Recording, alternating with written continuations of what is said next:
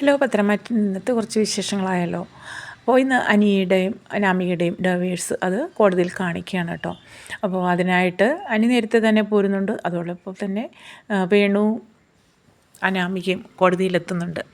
പിന്നെ അതുപോലെ തന്നെ നവീനാണെങ്കിൽ നേരെ ചെന്ന് നന്ദുവിൻ്റെ വീട്ടിലേക്ക് ചെല്ലുന്നുണ്ട്. അവിടെ ചെന്നിട്ട് നന്ദുവിൻ്റെ അടുത്ത് ചോദിക്കുന്നുണ്ട്, എനിക്കൊരു ഹാഫ് ഡേ ലീവ് എടുക്കാമോ എന്ന് ചോദിക്കുകയാണ്. അതെന്താണെന്ന് ചോദിക്കുമ്പോൾ, കോടതിയിലെ കാഴ്ചകളൊക്കെ നിനക്ക് നേരിട്ട് കാണാമല്ലോ, നീയും ആഗ്രഹിച്ചതാണല്ലോ. അപ്പോൾ ഉറപ്പായിട്ടും കനകയെടുത്തും ഗോവിന്ദടുത്തും പറയുന്നുണ്ട്, എങ്ങനെയെങ്കിലും അനി ഇതിൽ നിന്ന് മോചിപ്പിക്കണം, അതിനുള്ള ഒരു പൂർണ്ണ ഉത്തരവാദിത്തത്തിലാണ് ഞാൻ. ഇത് കേൾക്കുമ്പോൾ അവരും അതിശയിച്ച് പോകുന്നുണ്ട്. അപ്പോൾ നീ എന്തായാലും അത് കാണാനായിട്ട് നീയും കൂടെ കൂടാനും പറയുന്നു. അങ്ങനെ നന്ദുവിനെയും കൂട്ടിയാണ് നവീന് കോടതിയിലേക്ക് വരുന്നത്. അപ്പോൾ ഈ ഒരു വരവ് കാണുമ്പോഴത്തേക്കും വേണുവിൻ്റെയും അതുപോലെ അനാമികയുടെയും വക്കീൽ എന്ന് പറഞ്ഞ ജോർജ് എന്ന് പറഞ്ഞൊരു ഫേമസ് പേര് കേട്ട വക്കീൽ തന്നെയാണ്. അപ്പോൾ ഈ ഒരു കാഴ്ചയും കാര്യങ്ങളും അവർ തന്നെ കാണുന്നുണ്ട് കേട്ടോ. അപ്പോൾ അവർ വേണുവും അനാമിക അവരുടെ വിവരങ്ങളൊക്കെ ആ വക്കീലിനോടും പറഞ്ഞു കൊടുക്കുന്നു. ഇങ്ങനെ ഈ ഒരു പെണ്ണിൻ്റെ പിന്നാലെയാണ് അനിയെന്നും അതുപോലെ തന്നെ ഈ ഒരു വക്കീൽ അവരെ കെട്ടാനായിട്ട് അങ്ങനെ രണ്ട് കൂട്ടരുടെയും കാര്യങ്ങളും ഇനിയിപ്പോൾ ഇതാരാ കെട്ടുന്നത് എന്നൊക്കെയുള്ള രീതിയിൽ അവർ പറയുന്നുണ്ട്. അവരുടെ നോട്ടവും പാവും ചില സംസാരങ്ങളൊക്കെ ഒരു നവീനും നന്ദുവും ഒരുമിച്ചാണ് കയറി വരുന്നത്. അപ്പോൾ ഇത് അനിയും കാണുന്നുണ്ട്. അനിയും നന്ദുവും തമ്മിൽ പരസ്പരം നോക്കുന്നുണ്ട്. അവർക്ക് ഭയങ്കര വിഷമമാണ്. അപ്പോൾ അനി നന്ദുവിനെ കാണുമ്പോൾ ഒന്ന് പതറുന്നുണ്ട്. കാരണം ഇനിയിപ്പോൾ എന്താവും വിധി എന്താണെന്ന് അറിയില്ലല്ലോ.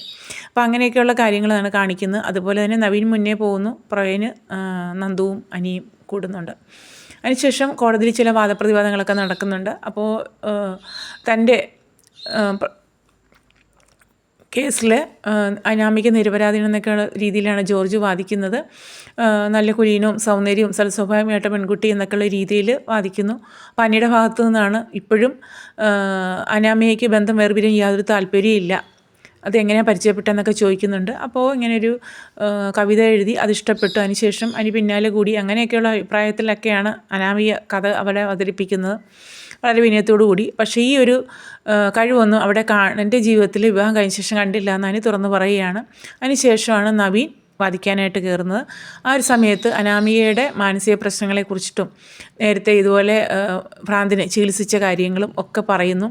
അത് കേൾക്കുമ്പോൾ ഒന്ന് വേണുവും അനാമികയും പേടിക്കുന്നുണ്ട്. അതുമാത്രമല്ല, അനാമികയ്ക്ക് ഇതിനു മുന്നേ ഒരു ബന്ധം, അവിഹിത ബന്ധം ഉണ്ടായിരുന്നുവെന്നും അതിപ്പോഴും തുടരുന്നുവെന്നും ഒക്കെ പറയുകയാണ്. ഇത് കേൾക്കുമ്പോൾ അനാമിക ഒന്ന് പേടിക്കുന്നുണ്ട്. അതുമാത്രമല്ല, സ്റ്റെഫിൻ എന്നാണ് പേര് പറഞ്ഞു കൊടുക്കുന്നത്. അതുമാത്രമല്ല, സ്റ്റെഫിനെ കോടതിയിൽ ഹാജരാക്കുകയും ചെയ്യുന്നുണ്ട് കേട്ടോ. കോടതിയിൽ ഹാജരാക്കുന്നു. ഇത് കാണുമ്പോൾ പെട്ടെന്ന് അനാമിക തന്നെ അതിശയിച്ച് പോവുകയാണ്. സ്റ്റെഫിൻ കോടതിയിലേക്ക് വരികയാണ്. കാണുമ്പോൾ തന്നെ അനാമിക ആകെ അന്തളിച്ചു പോവുകയാണ് കേട്ടോ. അങ്ങനെ ഒരു കാര്യം പ്രതീക്ഷിച്ചുകൂടിയില്ല. അങ്ങനെ സർവ്വ തെളിവോടും കൂടി അനാമികയും അനിയും ആയിട്ടുള്ള ആ ഒരു ബന്ധം നിരത്തി അതിനുള്ള അനുമതി, ഇത് ബന്ധം ഒഴിയാനുള്ള ആ ഒരു സാഹചര്യം കോടതിയിൽ ഒരുക്കി കൊടുക്കുകയാണ് നവീൻ. അങ്ങനെയൊക്കെയുള്ള അപ്രതീക്ഷിതമായ ചില രംഗങ്ങളൊക്കെ ഇനി നമുക്ക് അടുത്ത വരുന്ന പ്രൊമോയിൽ കാണാവുന്നതാണ്. അപ്പം എല്ലാ രീതിയിലും നവീൻ അനിയെ അതിൽ നിന്ന് മോചിപ്പിക്കുകയാണ് കേട്ടോ. അപ്പം അങ്ങനെയൊക്കെയുള്ള രംഗങ്ങളാണ് പത്രമാറ്റിൽ നമുക്ക് കാണാനായിട്ട് കഴിയുന്നത്. അപ്പോൾ ഉറപ്പായിട്ടും ഒരു കുഞ്ഞു ചാനലാണെന്ന് സപ്പോർട്ട് ചെയ്യുക. പത്രമാറ്റ് കാണാൻ മിസ് ചെയ്യരുത്. ഓക്കെ.